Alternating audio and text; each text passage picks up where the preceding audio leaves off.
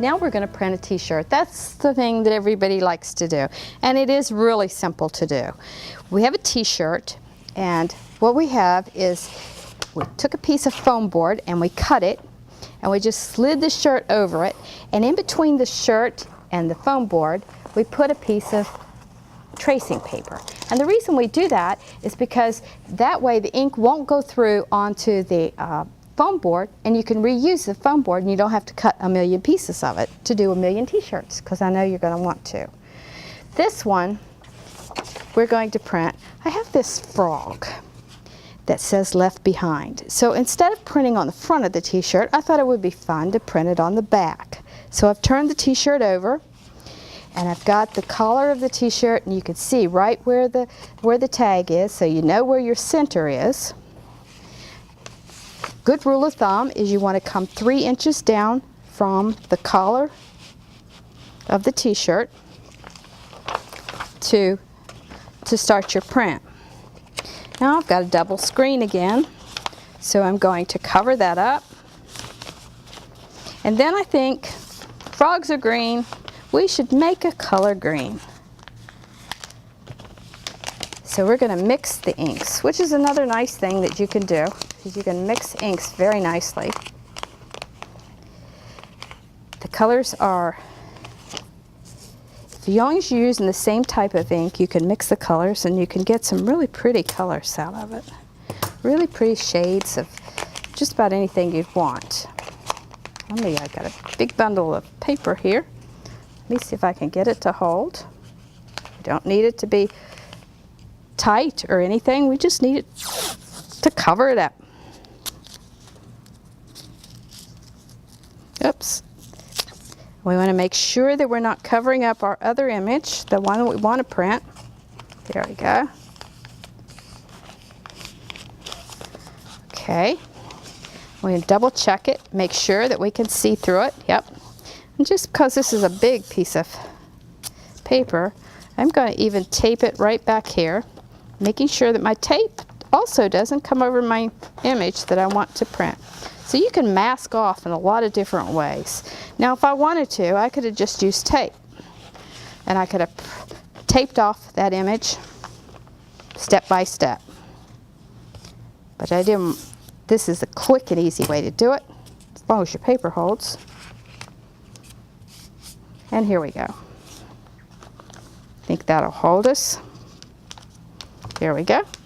All right, so now we're going to take it from the collar down, and we can measure it if we wanted to be absolutely just perfect, or we can just kind of gauge it. And what you want is the top of your image to be about 3 inches down from the neck.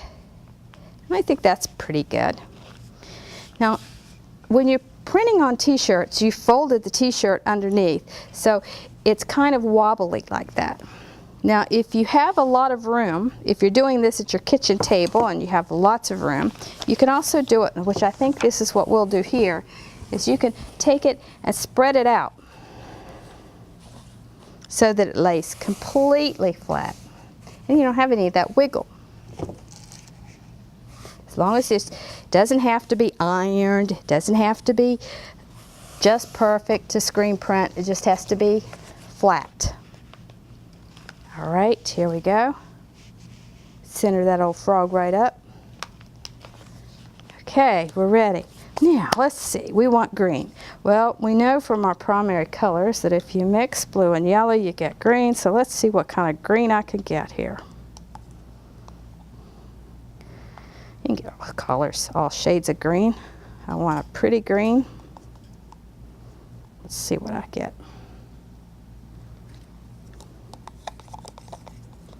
And keep mixing until I get the green I want.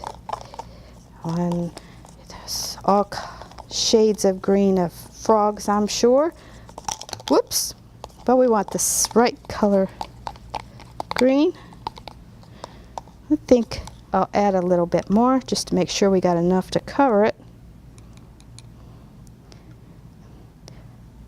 One time I was doing a project and I really liked it. And I mixed a bunch of colors for it. Really liked it.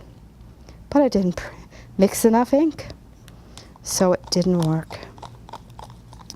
because you can't, seems like you can't just get the same color twice. Unless you just measure. I guess you could measure the inks, but then what's that fun, huh? Alright, so I think that's a pretty color green. I think I like that. Add a little bit more yellow to it, make it fun. Just mix it right up.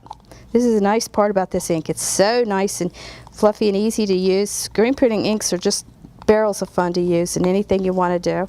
That's pretty good. So here we go. Now, just put the ink out just like always. It doesn't change the texture of this because I didn't use any transparent base or anything, and you do have transparent base where you can make it more transparent and so forth. But I didn't change this at all just by mixing the two inks together. I just changed the color. Okay. And again, we take our squeegee. Now when you're doing fabric, you need to push down pretty hard because instead of laying on top of the surface, it's going to go down into the fabric. Okay, so we just really push down hard and pull at the same time. It's like chewing gum. There you go.